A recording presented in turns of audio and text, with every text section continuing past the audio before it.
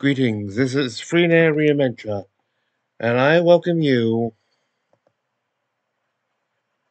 to my recap of the 17th episode, the 77th episode of Critical Role Campaign 3 Saga Bell's Hells. There's no official, since this is the most recent release, it's not actually got a name yet.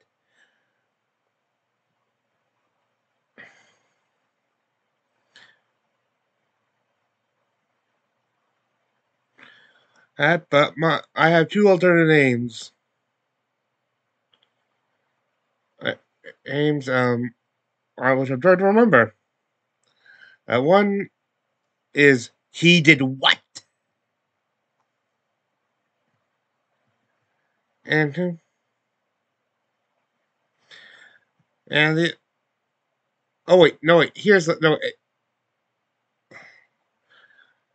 no actually here's what I'm gonna call this one: Sliding Sanity.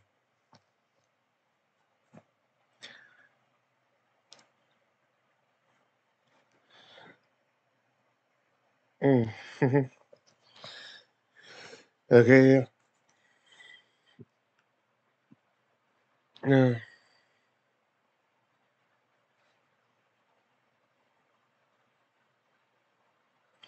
As we enter it and episode, we notice Sam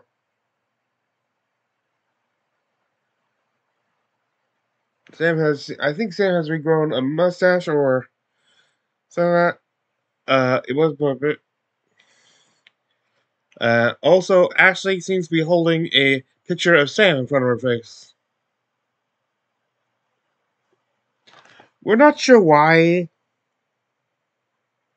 It doesn't really seem to involve any of the ad bits. But anyway, to start off with, their first advertisement, they got one shot wonders, a quick setup for any one shot D&D, like everything you need on like 2 pages or less. Uh,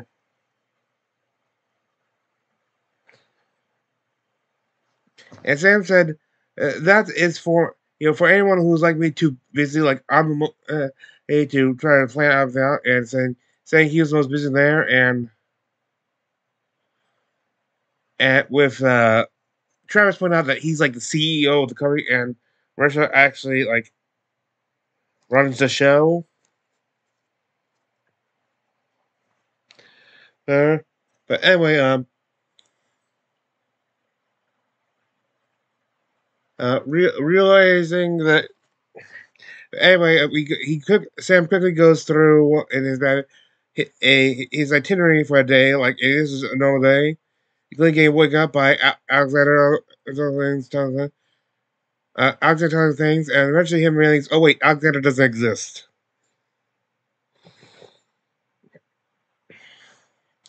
A quick ad for NordVPN, but not by Sam, so it's normal. Uh, and then their merch alert. They have very nice Rudis dice now. An F.C.G cardigan looks nice, but I already have too much critical merch as it is. And I only have so much more I can handle, and I got to my eyes on 2 things as suggestions for Christmas presents.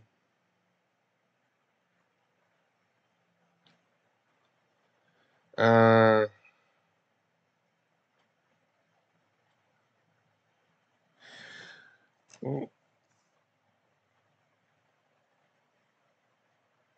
anyway,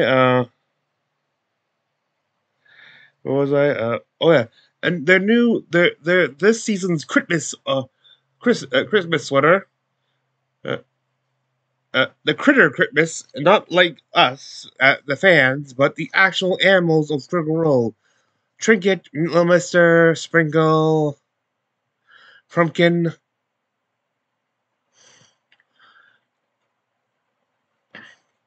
Some bird I can't exactly remember. I think it may be like either the raven that keeps visiting Keyleth, which may or may not be Vax.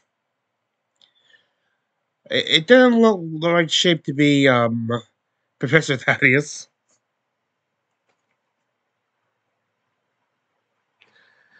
I'm pretty sure it was a bird, not a blink dog. Was Nugget on that? I forget. Wasn't on the show that enough to be considered, I guess. The Drusar joggers. I already have the ones for Joros and Whitestone, and I wear those often.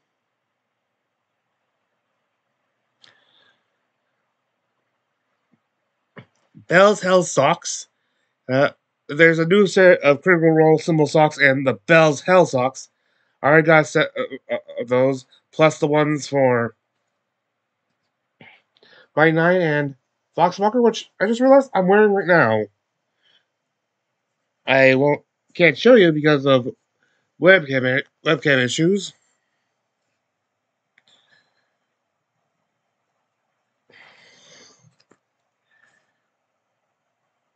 And let's see. And now in new lounge pajamas. Then the then they go into a quick ad for Candela Obscure.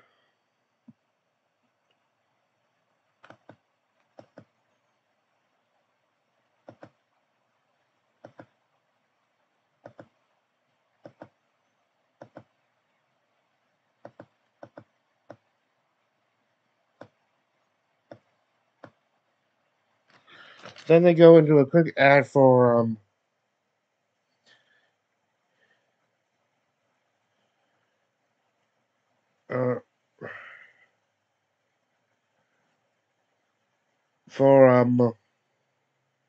Candela Obscure Chapter 3,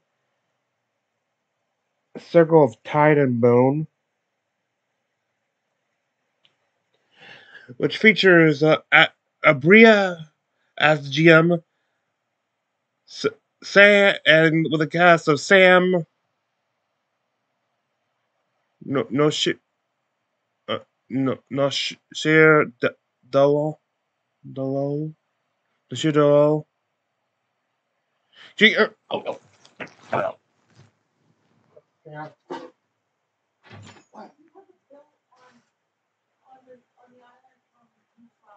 I haven't bought anything with these things. I pay a lot.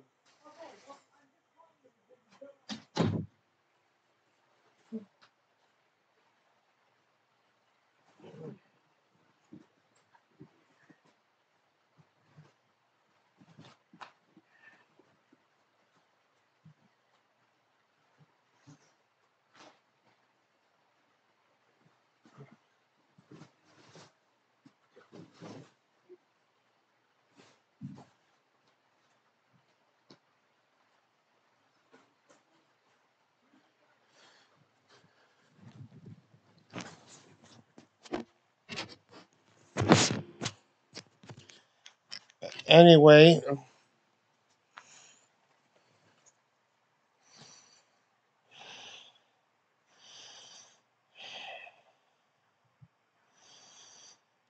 yeah, I sent down. I think it says it Jing Darling and Ashley Birch and Liam,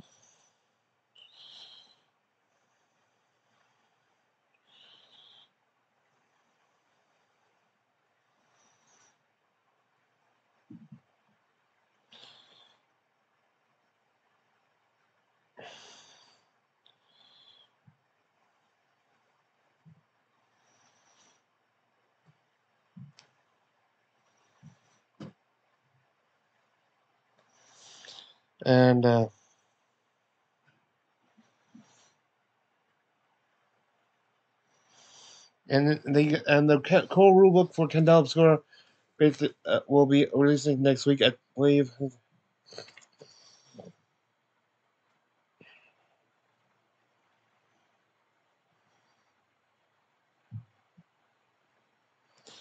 Hang on.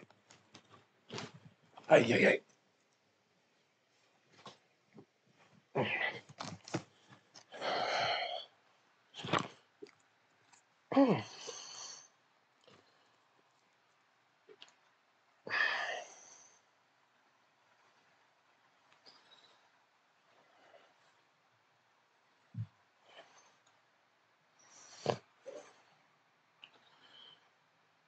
uh,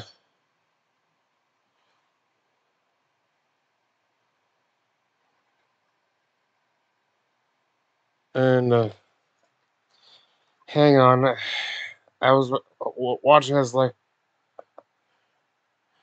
okay,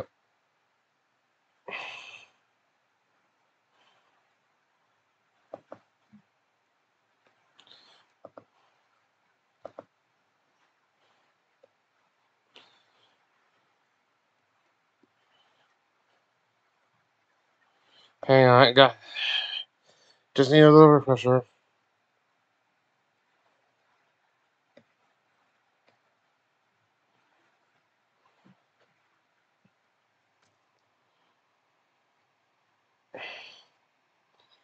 Okay,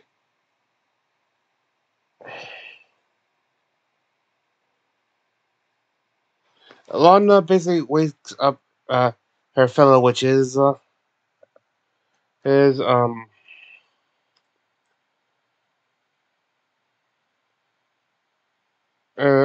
we start the episode with the intro and recap.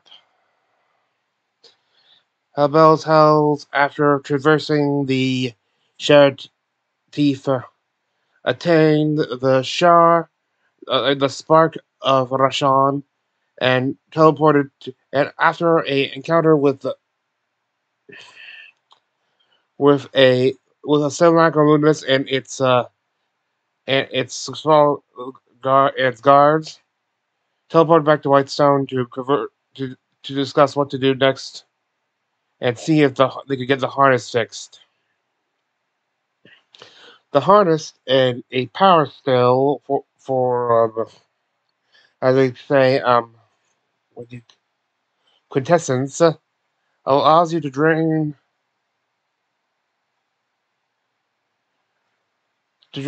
from a magic anything from a magic source, either a magic item or a living creature. Though for a short time it will cause the item to be the things to lose their powers, and after long exposure can cause their destruction. And have plans to use it to let one of them absorb the spark of Rashan onto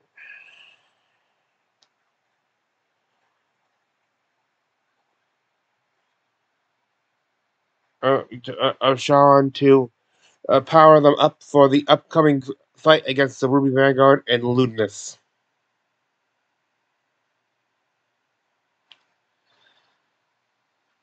Okay, as I said, Wanda wakes up her fellow witches in the middle of night as the episode begins, and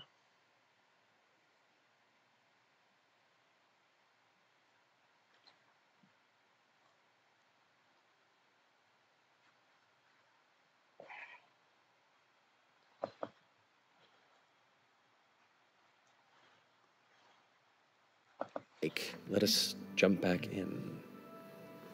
Hey. Yeah. Did you still want to go on a little field trip? Oh, 100%. All right. Yeah. I'm gonna wake up first. Okay. I'm already awake. Oh, jeez. Sometimes I like to sleep with my eyes open, just to know. She does too. No, yeah. I'm just kidding. I don't. Oh. Well, now I feel like I was just like, no. It's an ability that I wish I really could do. Wait, are we all sleeping in the same room, or did Fern sleepwalk in here? We're in Whitestone, right? Yeah. I got some fucking estate room. I thought we... Just in case. But we had told her that we wanted to, so she probably... I knew that there was going to be an excursion. I definitely remember exactly how we set this up.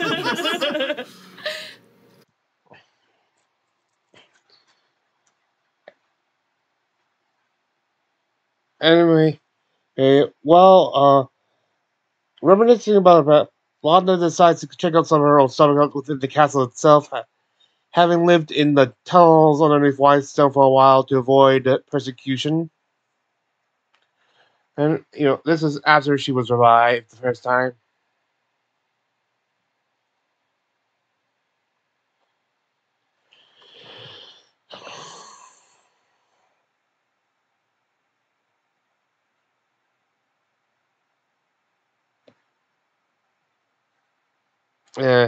She's after the reaction to Gwendolyn's reaction to her when they touched, she decides to see what's strolling around the castle.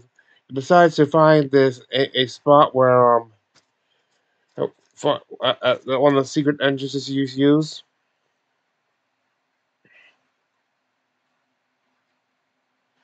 She remembers this scary but safe place.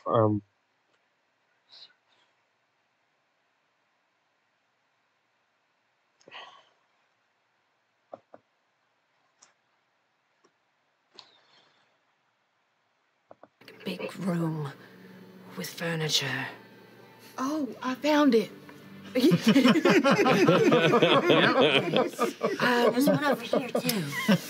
God, they're everywhere. Shit. 2 for 2. Shit. All right. Wait, well, hold on. Let me. That was not that one.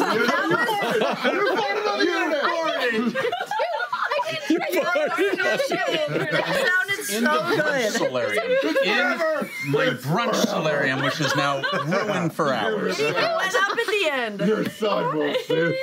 Percy will know. Girls, fart.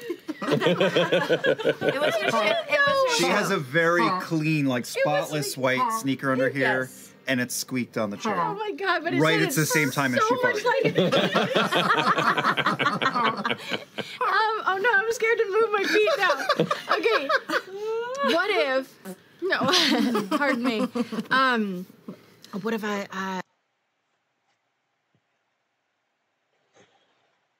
Basically, after doing a mental scan from Imogen, they figure out that what she may have been seeing was the master bedroom.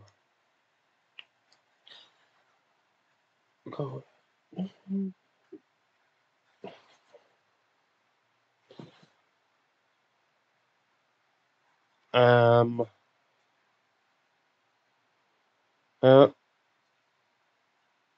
Actually, as I said, she was basically living in the walls. Around there, you can see that.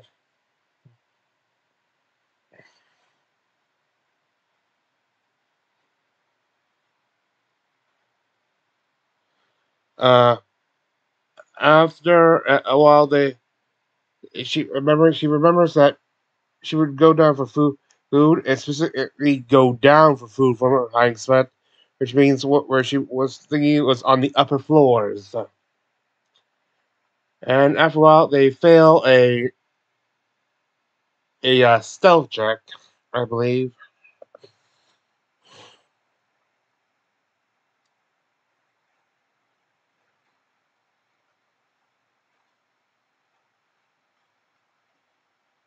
Uh, uh,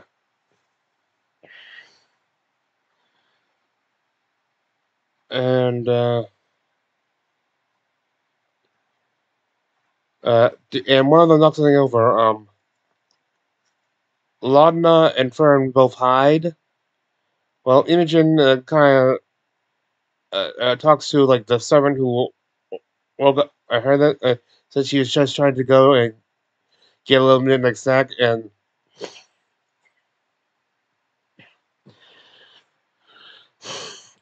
the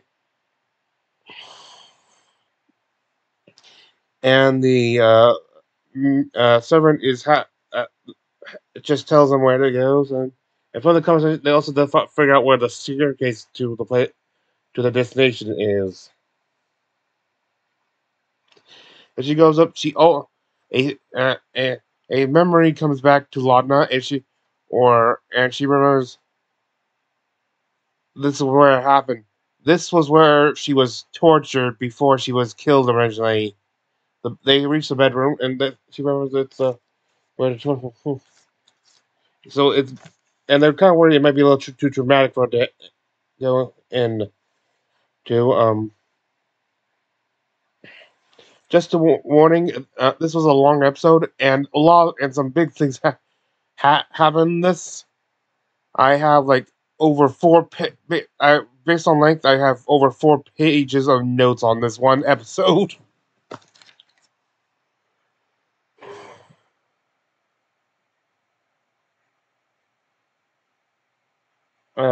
They notice that they grab the handle, and when they clear off a lot of dust, and then that no one's been in that room for a very long time.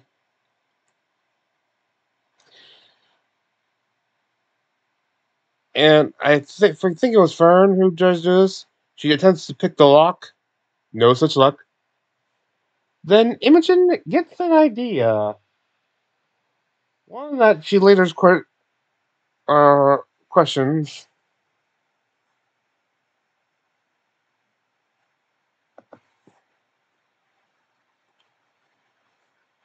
Her memory. I could do something really stupid right now. Yeah. Sure. Yeah. I'm gonna look through the keyhole and I'm gonna open a little split in space, and a Ryloran's gonna step through. Whoa! You can do that? On the other side of the door? Oh, brilliant. Okay, which kind of Ryloran are you summoning? Unseen alien serpent. Quite seen aliens. Very seen. I have untold power granted by the moon. What do you need? You want me to open the door? Pretty much. I don't know. It's in the bar. It's in the coat check. Yeah. I guess a mind. A hex mind? Make me a marquee. Okay. As you focus on the other side, there's that. The two of you hear muffled beyond the doorway. Someone's in there. This bassy crackle, and then silence once more. You watch on the opposite end as that kind of space tears open, a bright red coloration, and then 2 legs step out of this rift and touch the ground, and you can see a Ryloran stands there, robed and belted across this kind of like travel garb, and you can see around their face like a head jewelry that kind of adorns their elongated head, their dark void-like eyes, and as they step down, it kind of meets your gaze through the keyhole, and you hear in your mind, "What do you require?" Can you unlock the door?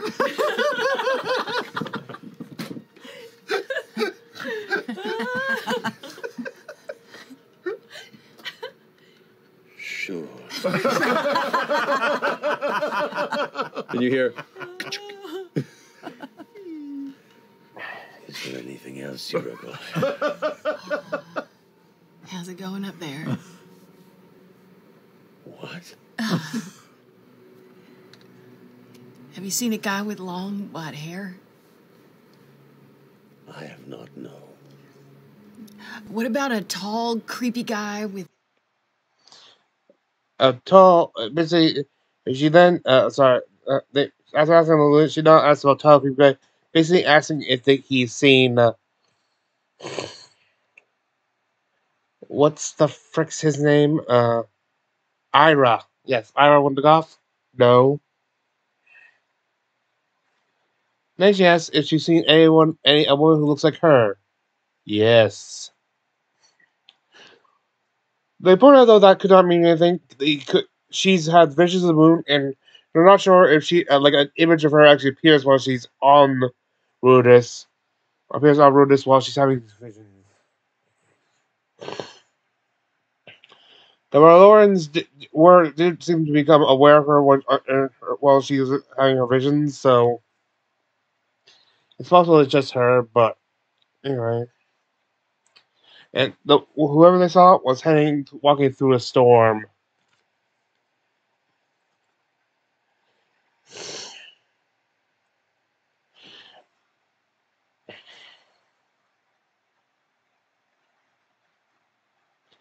And they enter. with like long fingers?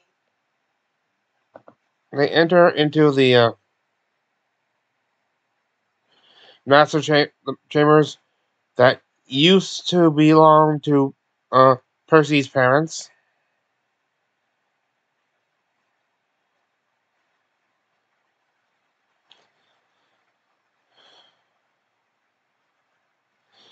and stuff. They figured since none of the two remaining rollers have used this place since, well, they point out it's kind of hard to go move into your parents' old bedroom and stuff like that.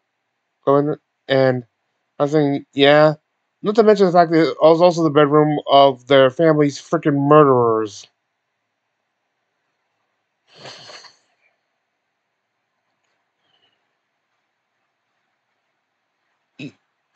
Either way, going to a room where either couple did it probably wouldn't be appealing for Percy or Cassie.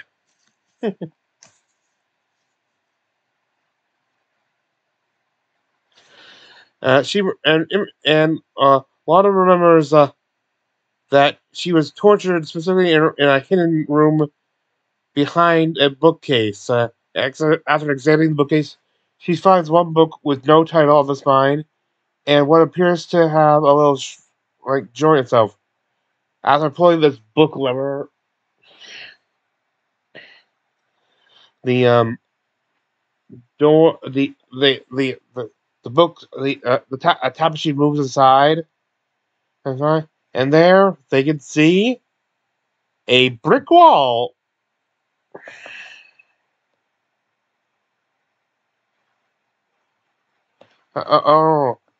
This is specifically the bricks do not look like the stone or the rest of the wall next to it stuff. This is clearly a new addition.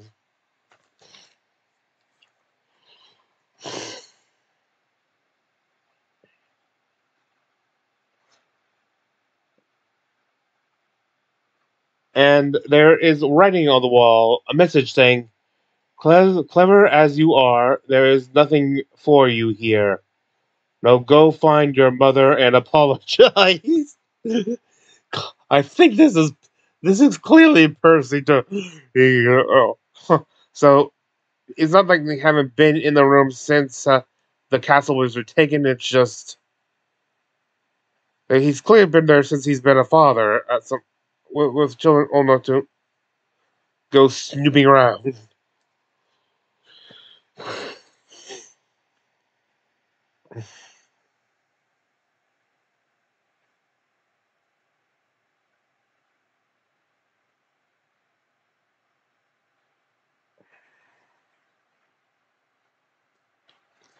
They actually ask the Hexamon what the name is Anna. And then it finally occurs to her something I thought maybe that maybe it wasn't a good idea to summon a Lauren who is probably on the side of Rudis into their safe play into their sanctuary right now. Their current sanctuary.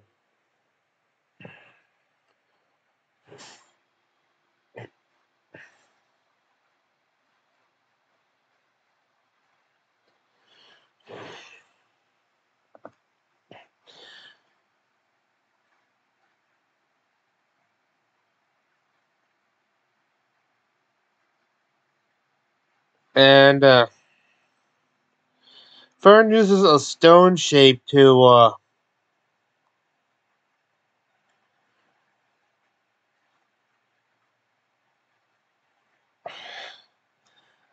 get through the wall, and they find a staircase leading down to a large furniture and equipment filled, basically about laboratory stuff. The place is wrecked.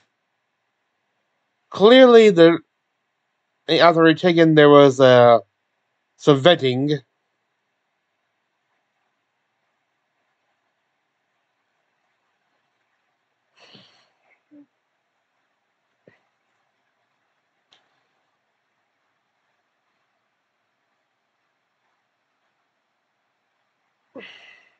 This was Delilah's old lab laboratory.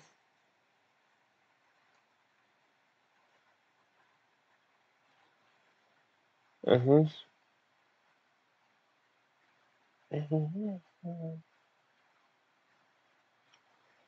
Uh, there's black and stuff.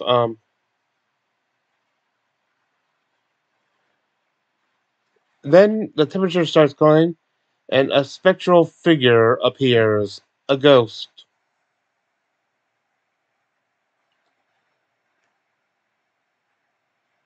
Um, it starts approaching Lana.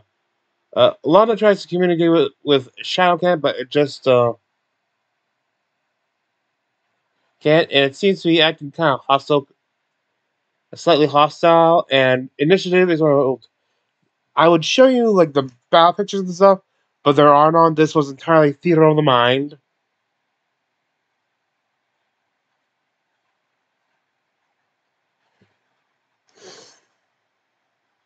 No. Uh,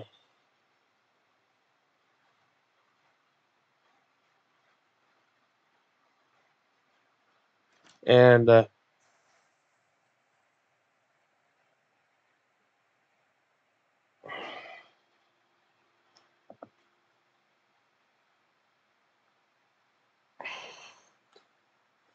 Lana casts Hunger Shadows, but the entity appears to be immune to necrotic.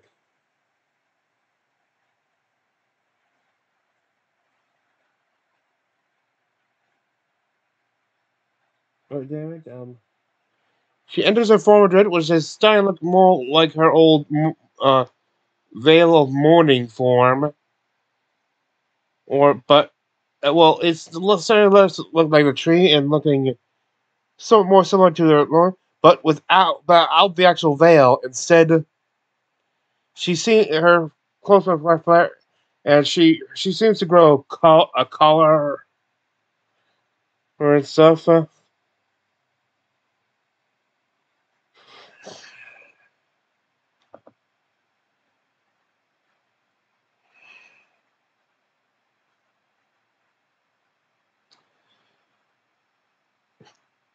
And the skin around her neck seems to look more burned and stuff, and it starts seeing like what appears to be like a burn mark or something. That's give it the look of wearing a choker, and they kind of quickly realize what this needs. She's starting her form trait is starting to look more like that of Delilah.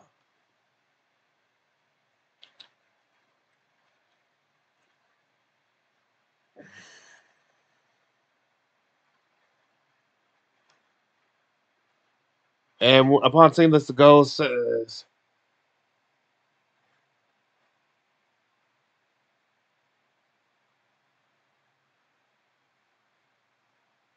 uh,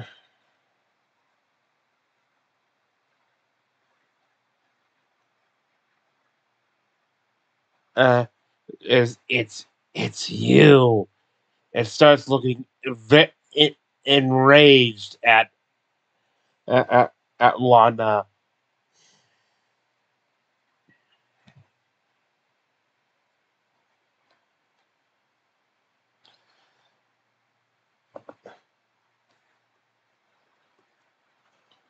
To almost take the shape of another pair of shoulders that drifts just above hers. What the fuck? I don't know. Oh, also the shadows around her started to extend in a black, uh, in this like oily black, so like shadow, and gives her to be like she's wearing something with shoulder pad on it, and the shadows on her shoulder also extend backward in a second pair of shoulders. I didn't know what was gonna happen. No, you know. No, I'm wet and possessed. That finishes your turn. Yeah.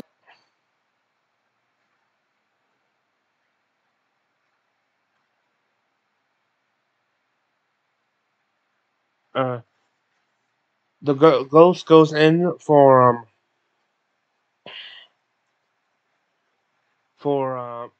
a withering touch to do for 16 necrotic damage. Fern conjures some flame and a handful of flames and palms it in the face.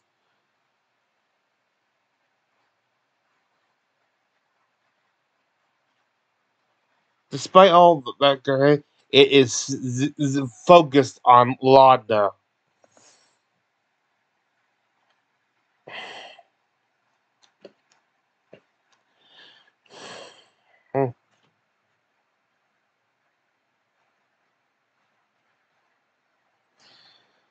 And then on the one corner, a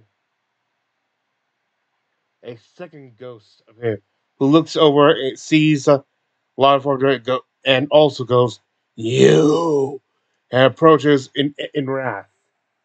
And soon after, a third ghost does the same.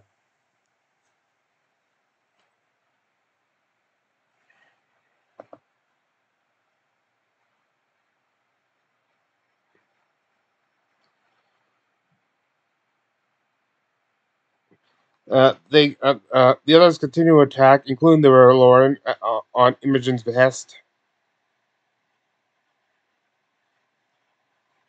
Um, uh, Imogen actually uses her telegram to pull Lana out of the way, so she can cast shocking shock flare on them, on the ghost. The Hound of Ill Omen is summoned by Lana.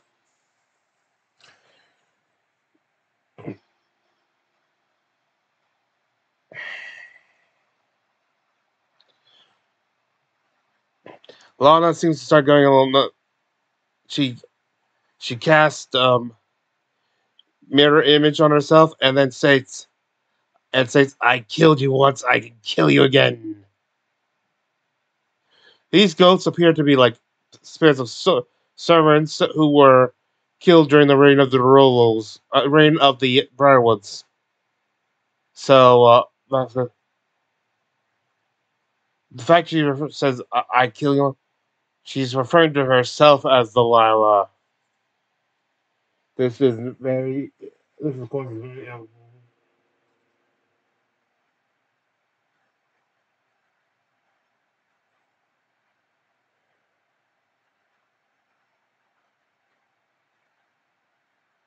And she goes on the offensive.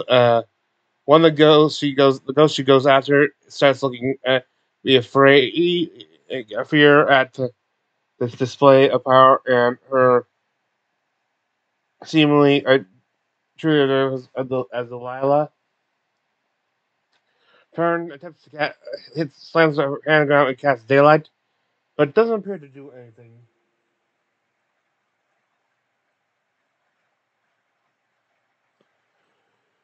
One of the ghosts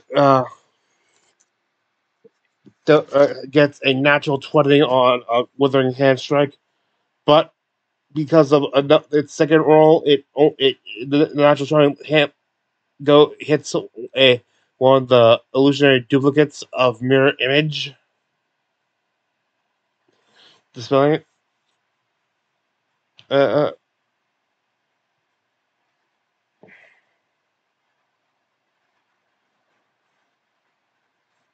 and the ghosts are crying, "Murderer! Why?" Lana fires off her 3 Eldritch Blast and gets a double kill.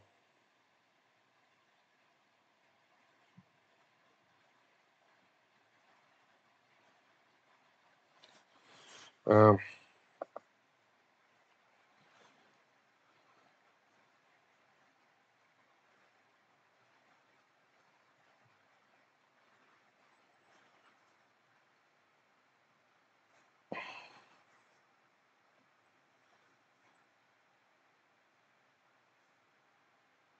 and the last one is finished off by Imogen using her lightning powers. Yeah. Oh wait, sorry. Imogen takes out one of the lightning, and then Lana finishes them off with Eldritch Blast. Then they can suddenly hear a voice. One that's familiar to all, especially Laudna. Alexander, Tethany, Vincent is the voice of Delilah. And as you said, this is not just in Laudna's head. They can all hear it. It seems to be emanating from Laudna, though she's not actually saying it.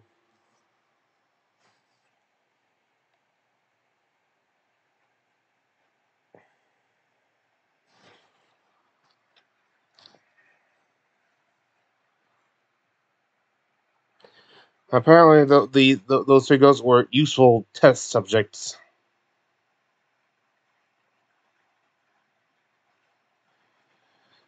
In this place, there was a coffin, also a coffin, and stuff. This is where she conducted her, her experience for the Whispered One. Mm.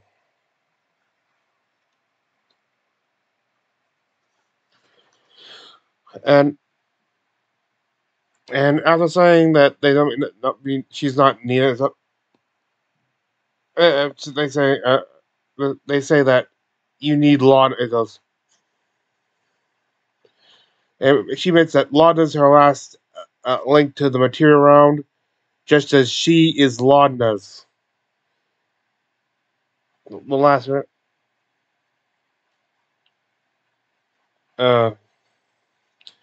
She claims that Laudna's been dead for a while, and only Delilah's power has been keeping her alive. They all claim lying, but they're fearful. I think it's bull. She's very dormant for a long while, stuff. Also, I still can't help feeling that. Well, this kind of makes me wonder about what the other bodies on Hay of the Century. She could be lying and still doesn't want to show her entire hand. But I was kind of figured those things eventually show up as the last agents eventually.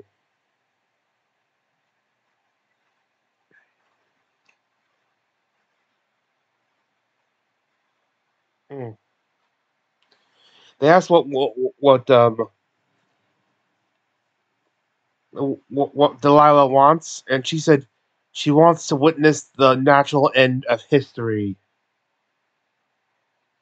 to see the closing of the world, and which makes it almost think she wants to side with Ridiculous, but no. But then she mentioned how she also gave up everything uh, to make a god, and she still serves the Whispered One. A threat to gods is also a threat to him with his ascension. So she is on sides against Padathos for this.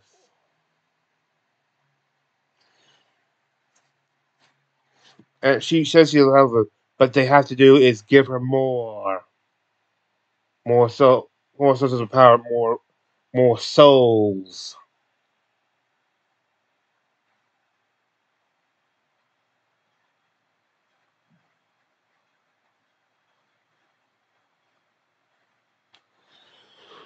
So they talk about if she knew Ludinus.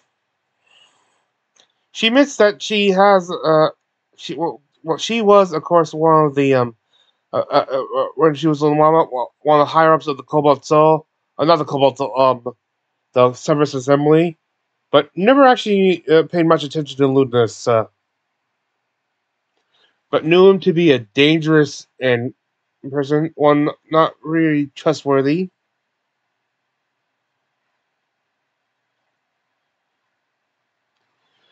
And then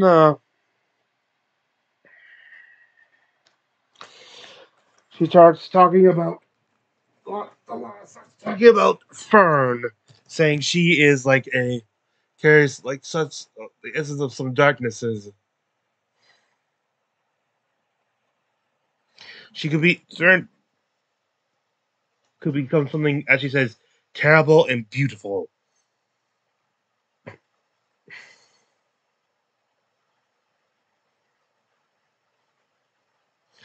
She is a child of the God Eater, being being one of the rudest ones.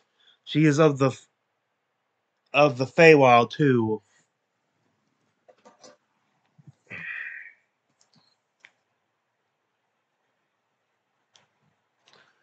And stuff. And now she even has a link to the the nine hells. She has such a great sort of combination of powers and stuff.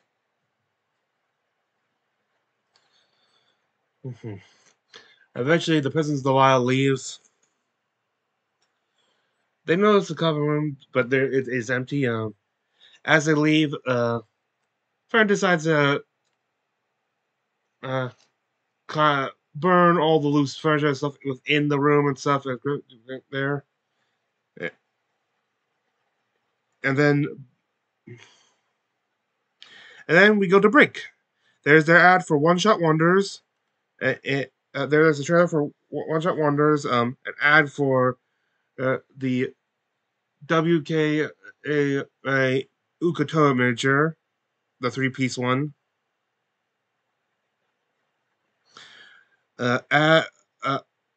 Their merch shop ads for the Jasog joggers, the socks, and the lounge pajamas, the Christmas sweaters, and the rudest dice. Get a close-up look, and they actually look very nice, but I'm not going. They also show in the stores the caper cards and the Imogen tee. And then there's a trailer for Candela Obscura. Next chapter. Follow a number I forget. The name is redacted. And then an ad for the next group. The third installment of Candela Obscura. The next circle. Tide and Bone.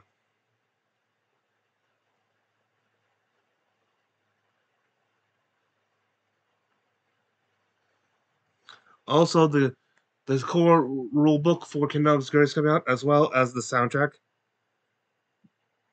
And there's a quick trailer for Mist. For a quick overview of a certain character.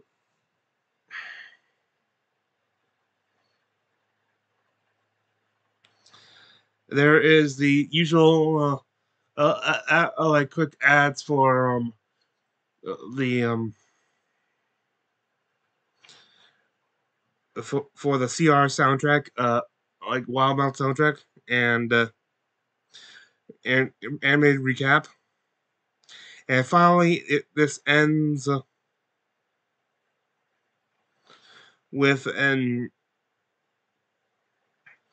the Twitch subscription ad. This one, the Sam ASMR bit. Then we go back to the episode. The group reconvenes in the morning, and Orm reveals to Fern that he stole the spyglass.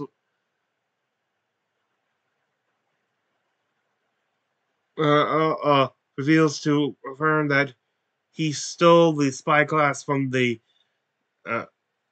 crew of the I forget what it's called. The ghost ship, because he was kind of feeling guilty about stealing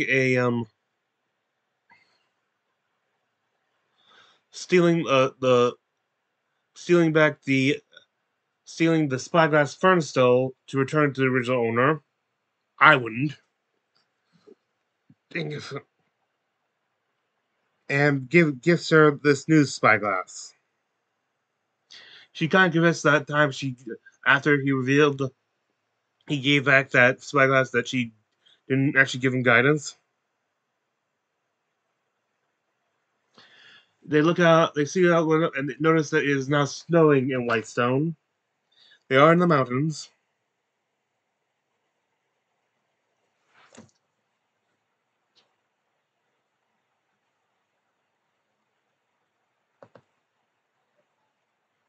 She came down.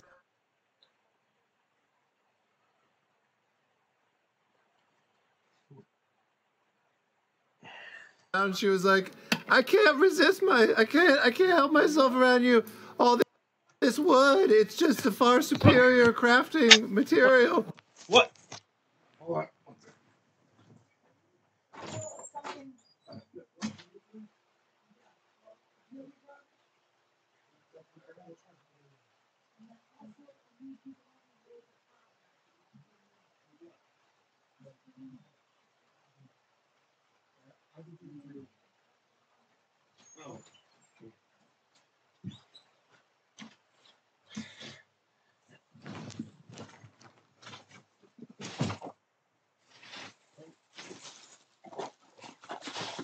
Hang on, a short intermission.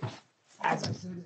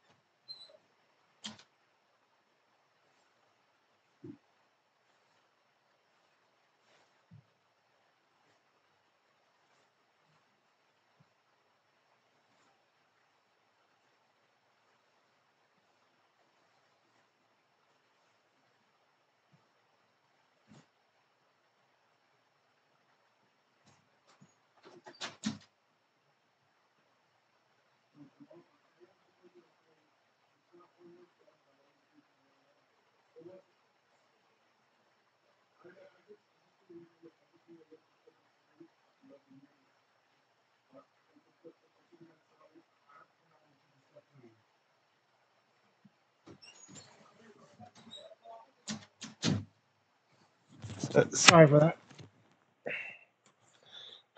Lower your voice. What if they... Where the frick was I?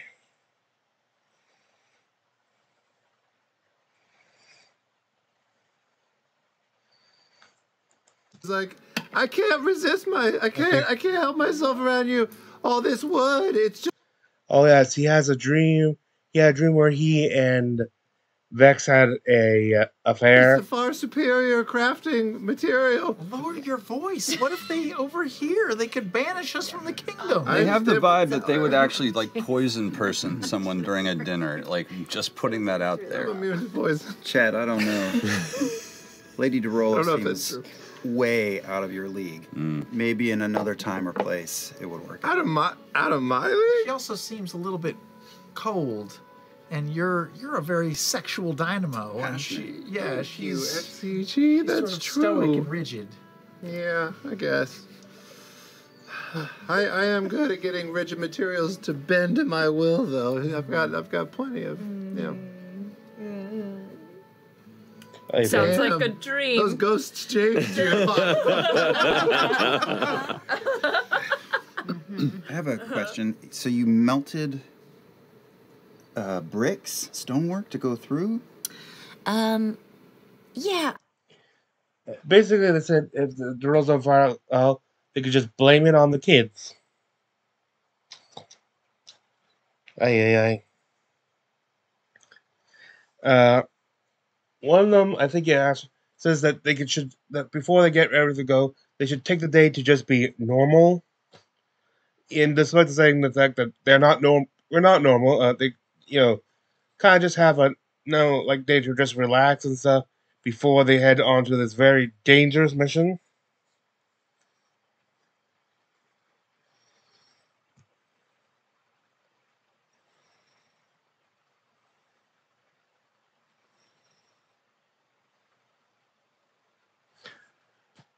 And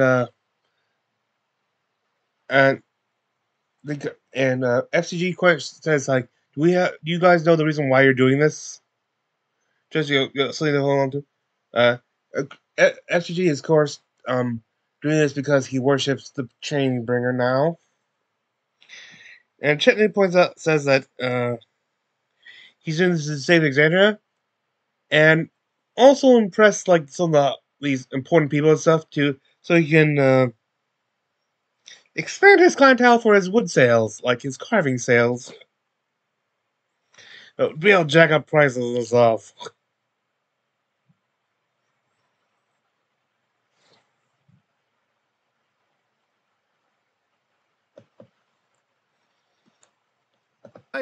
I think it's because I've done so much selfish.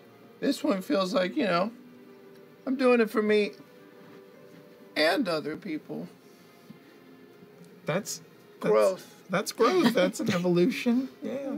Yeah. And if some of us might not come back from up there. Would you feel like, even if we didn't succeed, or if you don't come back, like it was worth it? No. Okay. Okay. Yeah, we can't fucking lose. Okay. If we do, I'll hate all of you. Oh. I mean, if everybody else dies but me and I'm left on the moon, we haven't discussed this. What the fuck am I going to do up there? There's no wood on the moon, right? Make a life for yourself there up there. might be wood on the moon. Do you see trees when you look up in the moon at night? She sees the whole city, doesn't she? Can't see it. I saw grass and You saw animals. forms of flora. I saw forms of flora. What kind of flora? Moon flora. Wait, like moonwood? Moonwood? Maybe. Oh God. Wood that you I'm gonna never need more even than a dreamed maybe. of. Let's go. Dip into your dreams, sister, right now. Wood like you've never seen before. No, I feel like you're just fucking with me. Rich, thick wood. I've seen her dreams too. Hard wood. It was long, thick, knotty, Turgid. Turgid. So turgid. So turgid, so naughty. veiny. A veiny, triumphant bastard. Needs a wood. Redwood for a red moon. Tough like a cypress. Well, that just adds to it then. Sometimes I hear you. You get the best wood once you go across the bloody bridge. Oh, no. Oh, no. Two in like a week. Wow. Drink up, Matt. That was all you. Nowhere near Drink alcoholic up. enough.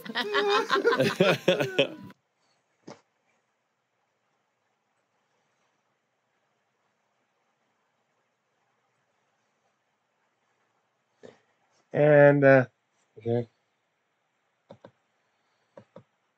Hang on.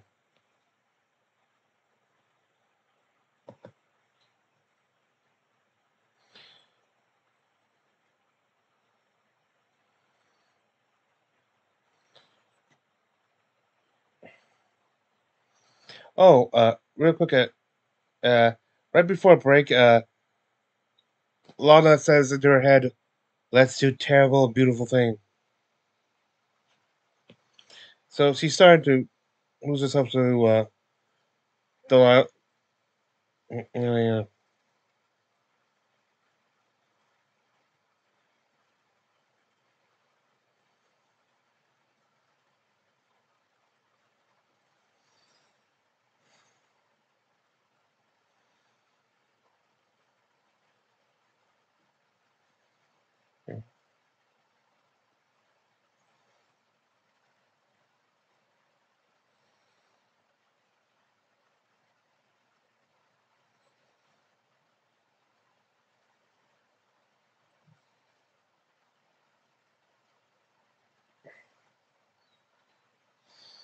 And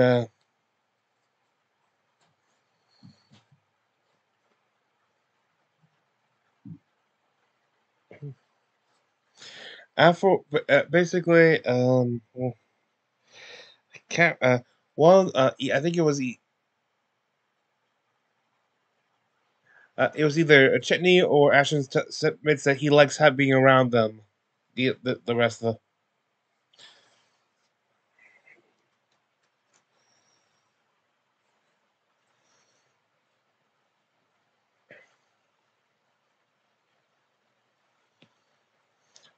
Orm tells F.C.G he thinks he's a really good guy, and well, F.C.G says thanks. And Ashton is kind of shocked, saying, this is the first time he just accepted the thing, and F.C.G just says, I've started to realize it's easier to just accept the club than to just deflect. Then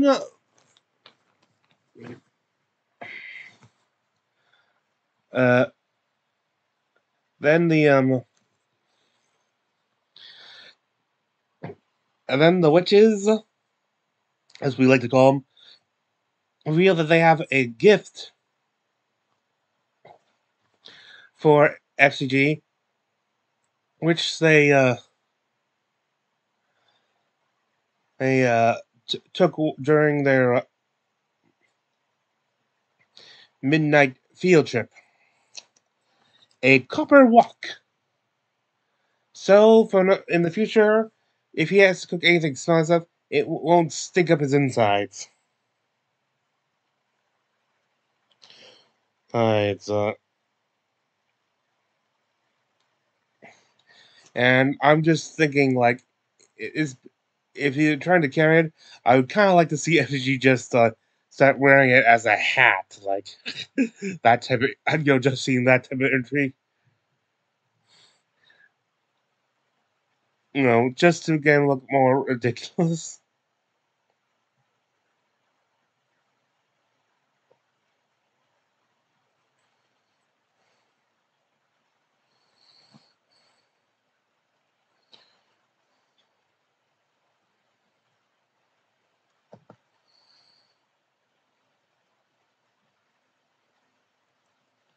Curly in, but give it a little twirl. This copper wok. A copper wok. Yeah. It matches like your color scheme. A wok. These are really nice. And look, it's like the char on the bottom. That's where the flavor comes from. It's already pre-seasoned. Because now you don't have to just bake fish inside of you. You can cook it in a wok. Oh. And then you don't have to smell. Oh, I was just going to eat this, but you're saying I can use this? No. Use it to cook. Oh. Don't put fish inside of you anymore. Put it in the wok. Yeah. This can't fit in me, though. You don't need to. You can do it on the outside of your body. Yes, you put it over flame. Wow. Yeah. It's a whole new kind of cooking. Look how well oiled this thing is. Yeah. You can do good. it at the same time. Yeah, we need to shut down your fishy hot hole, but We carry maybe that. just another It's just option. that when we follow, it's a very strong smell. That's true. Yeah. And when you wheel around, it just sort of Acquired. follows. Yeah. I wish I could smell. I can't, but... I might just hold on. Can you open it up? Prestidigitation.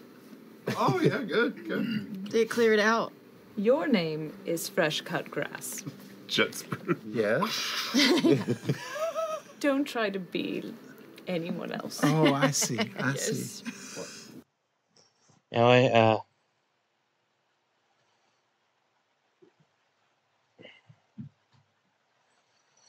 then they decide to go, since it's snowing, they talk about sledding. Chetney goes and quickly carves out a toboggan.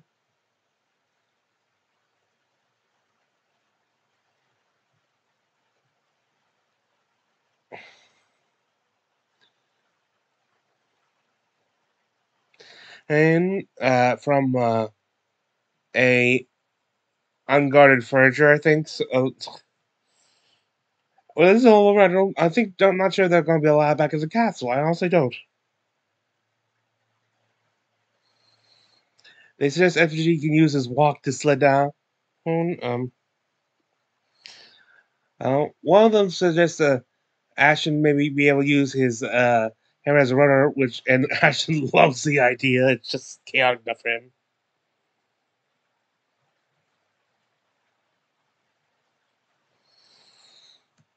And for going down, like they have Imogen go down and use the teleporter to make bungalows about those bumps that you see on skiing things, or I think, and and the four guys, Orem, Chetney, F.C.G, and Ashton, I think it was taking her, go take her on down. They're steam out like this. They head to a little hill up climb in the hill. It goes up it quickly, sail into the air, over the castle wall, into the village. It's on now.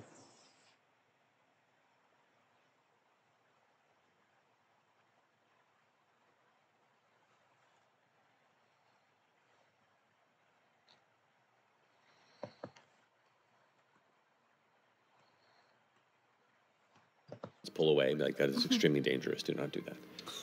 Do not do that.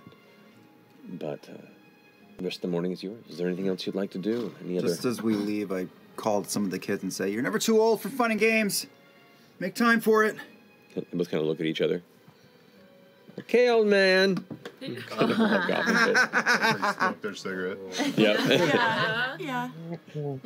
Oh man. What the fuck is that about? I find a rock and start packing it in a snowball. You're packing it? You're loading it up? They're innocent kids. The kids just go running immediately. Scatter off into the street. Respect your That's fucking a elders. street snowball right there. Yeah. That's some serious stuff. It's cool. I'm 6 inches shorter and I have a boy band face, so I'm fine. All right. Should we go up and see if our... Anyway, by the way, when they landed, we see Chetney and Orm saying they kind of loved it. Well, Orm loved it. Chetney was like just holding on real tight to behind Orm, and then they look back and see out of a snowbank 2 sets of legs, being Ashton's and the fake feet for F.C.G, which I guess they reckon him having it on right now, sticking out of a snowbank.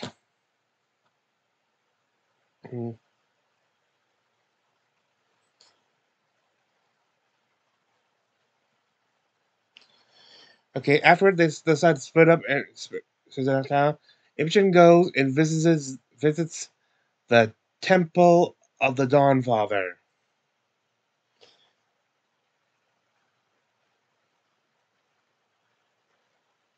It's nice and humble. While there, she basically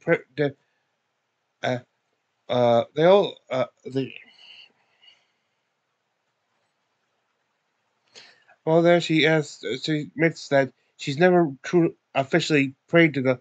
She once seemingly called to the Moonweaver, jokingly, I guess, back in Zephyr, but no way, she's never praying.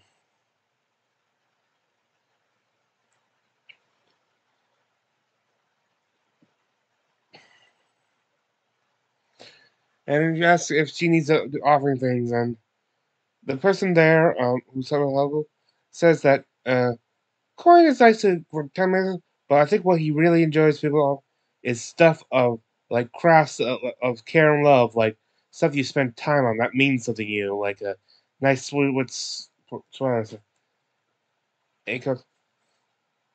So that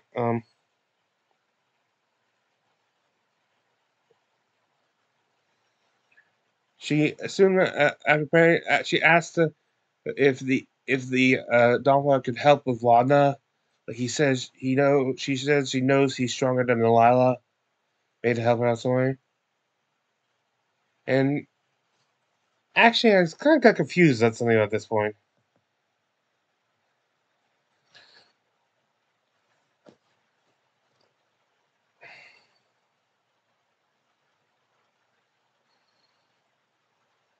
Oh, before this, they actually go back to the house.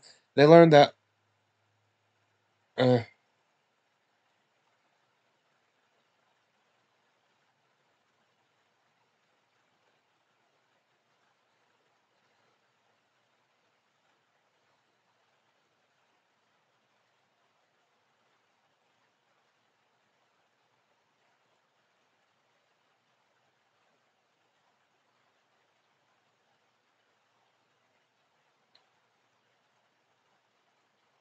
Oh, sorry.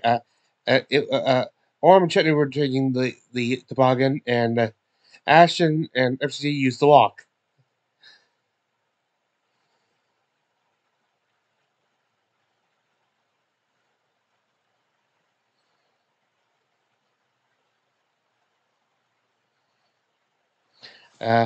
They basically go out to spend time before Alora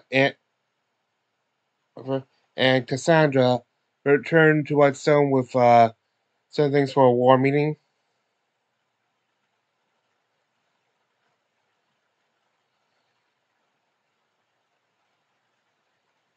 The she meets with the Brazil stuff.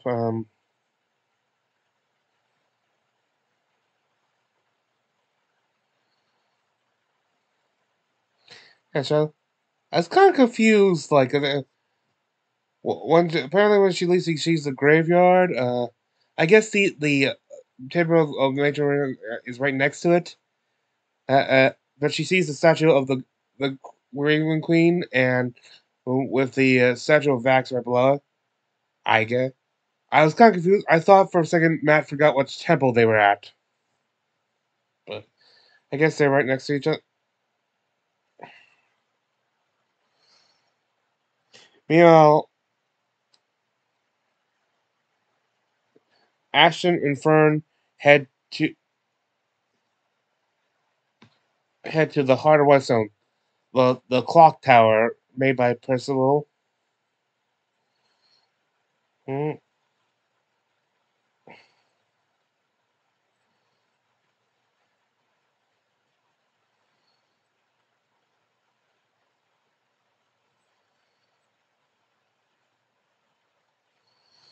Uh, wait. First off, we see Orm go and look for the branch of Gilmore's Gold's goods in Whitestone. They ended the employee there warns them that most of the stuff has already been purchased by for the at this point we can call it war effort. While in there, he does a perception check and gets a nat 20 on his browsing, finding this vial on the other hidden like behind a shelf that got like knocked back there.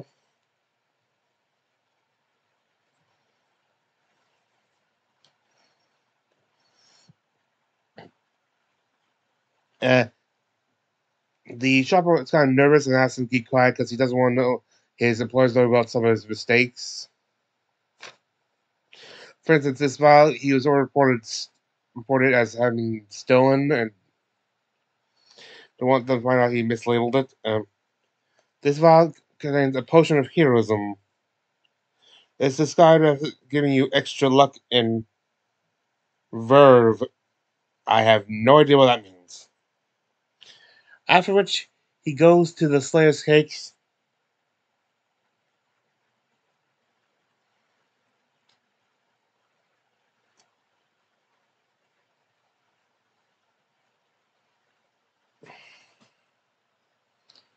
And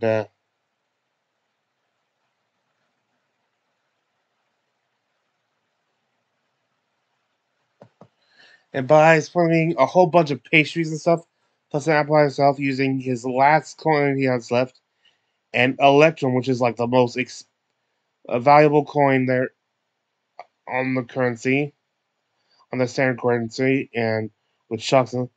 But and also a whole lot of like baked goods and stuff for the meeting.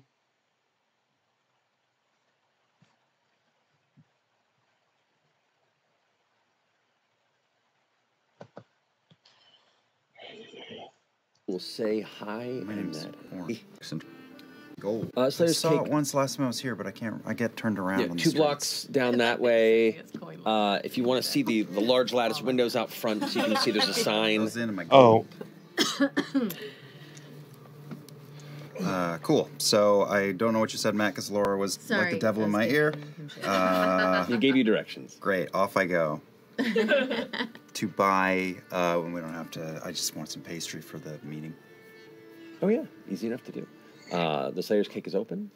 There is 2 young Whitestone locals that are running the morning shift here. You can see one of them is in the back. I mean, the smell immediately hits you as you enter. That beautiful smell of fresh baked goods, the sweets and spices of it all hits you. It's a warm interior. You can see there's an older man who's like hunched over this kind of open wooden box that kind of carries like the morning batch that's like been partially sold, and he's just kind of like slowly going over each one and kind of smelling it and putting it back. You can see the open oven in the back with the young man's in the process of putting in a new batch, and the girl at the front is kind of patiently sighing as the old man looks through before looking over his shoulder over towards you, and you can see this young human girl, couldn't be that much past 20, kind of mousy brown hair. It's pulled back in a bow that kind of goes past her shoulders, and she wears the apron and just a simple blouse and looks up. Morning, can I help you? Morning, yeah, I need like 50 pastries for a small gathering. 50 pastries. Yeah, How soon? Tomorrow? Week from? Right now. Do you have anything on hand? Muffins? Simon? Scones? We're gonna have to double team. Oh no. Old Simon? Was he the old guy, Simon? Yeah, I'm going to a gathering, and I wanted to bring something for the people, and I wanted one apple pie, and that's for me. Right, okay. How soon? As soon as you can, as soon as possible. 50. Give us a couple hours. We have one order we're finishing up, and then we should have that ready by about say hour past noon. Okay. All right. I'll be back. All right. You pay first. For sure. For sure. You can bring it up to the. Go away. Just like 5 pigeons landed. Yeah, you can bring it up. I leave. This should cover it. I leave my last coin, which is an electrum piece, and say, if you could bring all of that up to the castle, and just say that they're for Orem and for say they're for Allura Visor. You drop that electrum piece, and she just goes like. Anyway, he orders that. He now has no money on him. Okay, after which, or Asher invites Fern to go help him to go see the clock tower, the heart of Whitestone.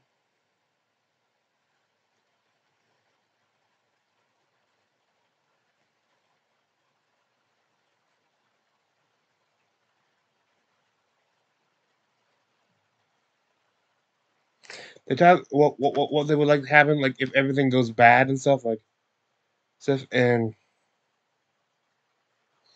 Ashton says if none of them make it back, everyone he really knows well is going with him to the moon.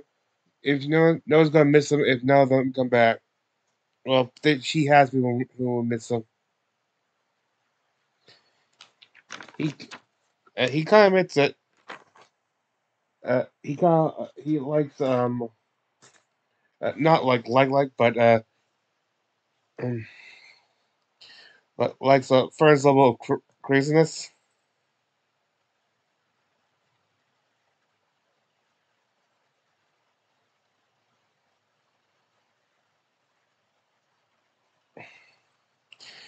He sees her like a sister and stuff. He said he's always wanted a sister. He said he's always wanted a family. Anyway.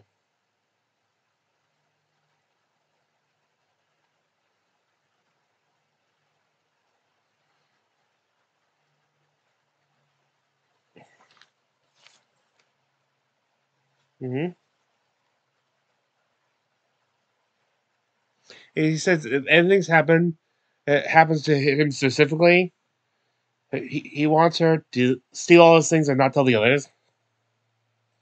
And no.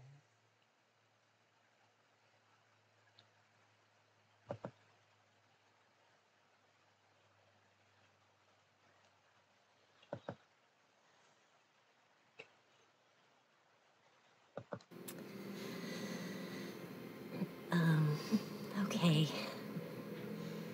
Well, I mean, I think you're pretty hot too. And I'm gonna run away.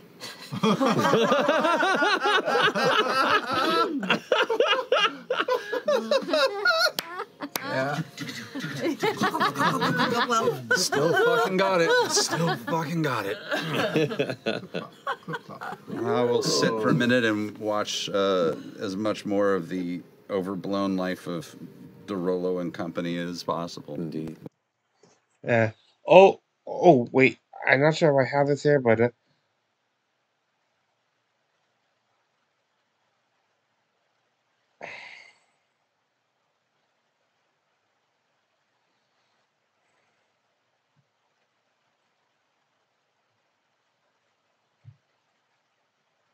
first thing does actually say that she thinks the shard could, I think they mean the spark, should go to him, but Bastion said worries that the that the party will not let him do what he thinks needs to be done.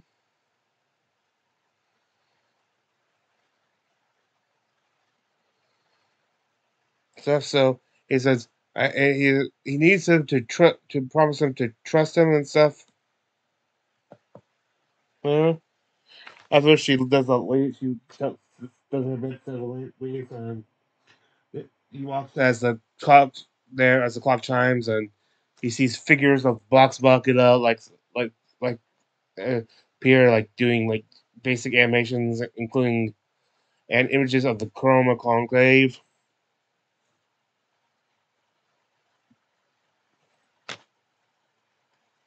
And when they get back, they find out Cassandra has returned, and they're getting ready for the meeting. I think I need to start cutting down on my eclipse.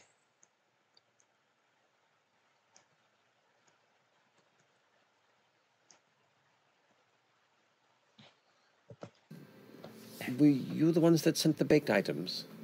Oh. Yes, I thought we'd think better on a full stomach. Yeah, you bought baked goods? Is that what you did? Really? After the talk we had this morning? I'm just saying, it's my only job. You have a few more jobs. You have a few more jobs. You have to have a lower baseline before we can really. I want to supply baked goods for the group for once. I take a bunch of stuff out of my stomach and I throw it in the trash. Oh no, you shouldn't. Just a little bit. We're gonna get you some baking soda and a little vinegar. Well, nonetheless.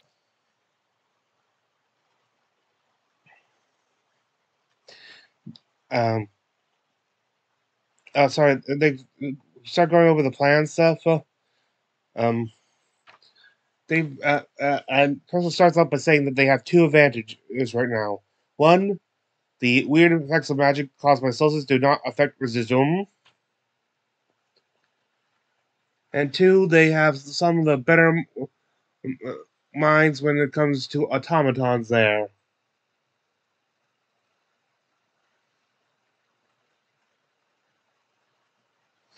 And the thoughts, the idea that they know that around the excavation site they have these automatons stuff, and it gives them these devices that should help scramble all the automatons or any like clockwork devices they have.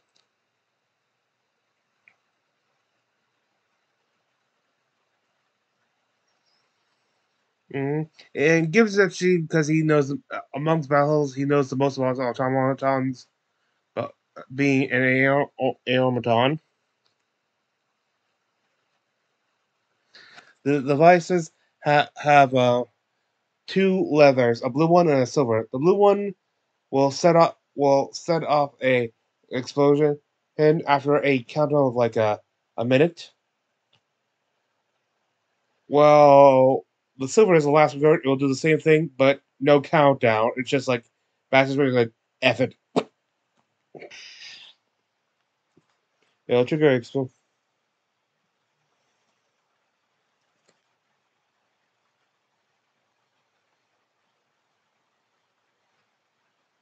And they plot. And since Alora's going to be taken there, she'll also stay around to help provide distraction.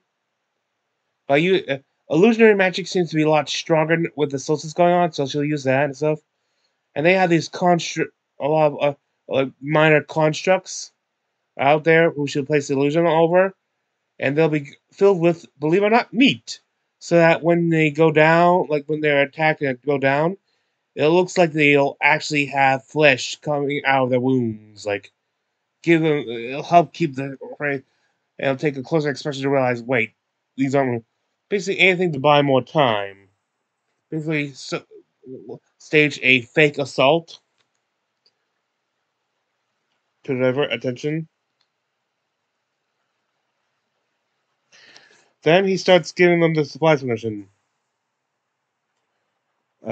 2 scrolls of non-detection, which allow those to be able to be prevent scrying on them for 8 hours. But a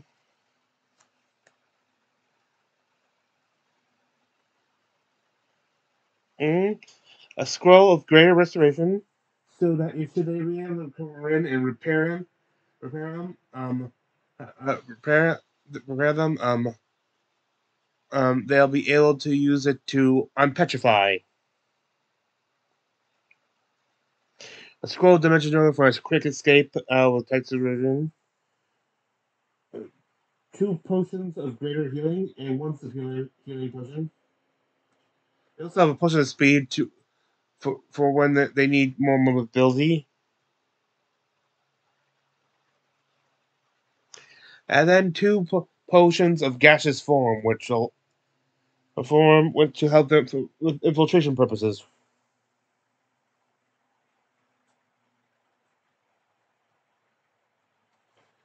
And then they have, as requested, I don't remember. I think originally they said a jeweled chalice or something with it, but now it's a jeweled binger and he said, our jewels were up all night today. Thankfully, I already have knowledge of the spell you wish to cast of it, so having Keyleth had cast Hero's Feast multiple times.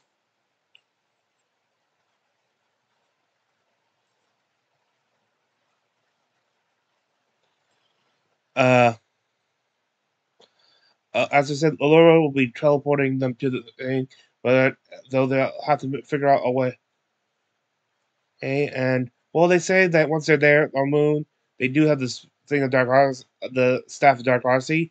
They do suggest that in order to return back to Whitestone with their information after that, they'll have to go back through the Bloody Gate again. I mean, the Bloody Bridge.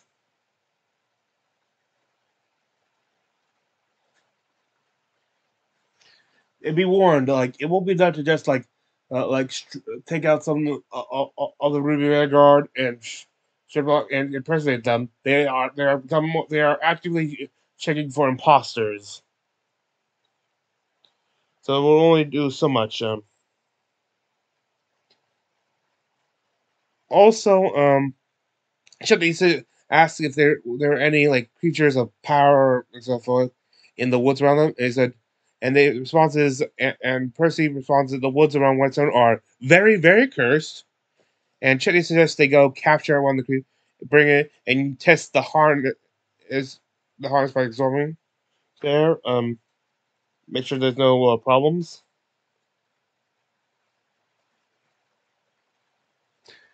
But they decide to go ahead and get on with the actual absorption of the spark. And Ashton asked them if they could go a place for privacy. So they head down through secret tunnels and arrive at the ziggurat.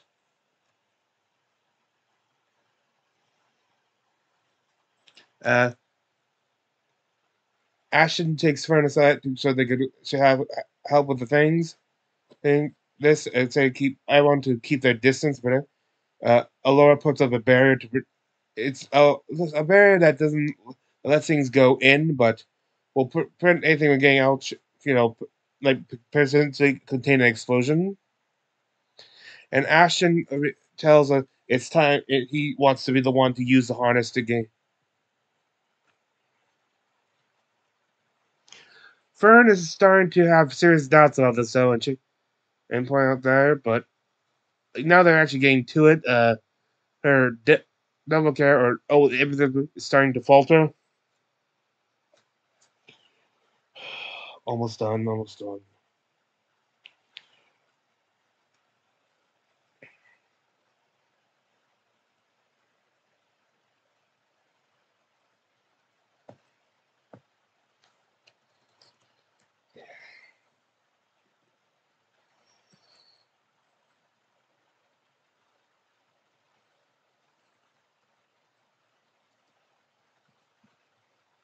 Is that who can save you? How's it going up there? Let's go. You promised. It's good. Shit. Now you have to go say something like that. All right. Ready? Yeah. One more for the road. I just run over, grab you, hug you, give you a big fucking kiss. Ooh. Well, now I don't know if I want to put this in there. Fucking do it. It'll never happen again anyway. So touching the one you get. Touching the shard.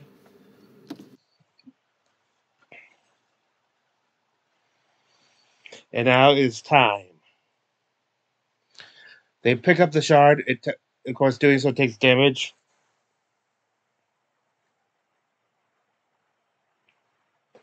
And as they put it to the mouth of the harness, and it's all set up on action, and it starts floating in the air. And the absorption begins. Ashen Ghost starts entering a rage to see if that would help. Ashen starts, like, the lines on his body start glowing, like where you would consider cracks, and where stone meets stone. They're glowing. They start glowing as it's lit by a fire from within.